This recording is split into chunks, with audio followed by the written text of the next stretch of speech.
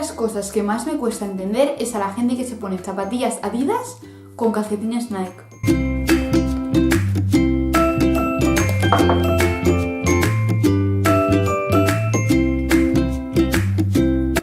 iPhone, siempre iPhone.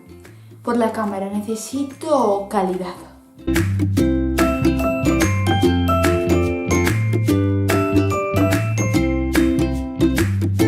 Es que las Vans son lo mejor, porque es que combinan con todo.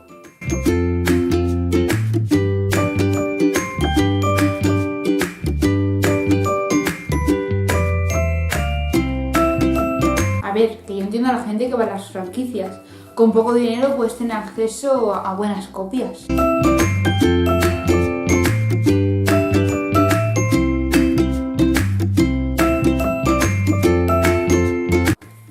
Las falsificaciones al final se notan, porque lo barato sale caro.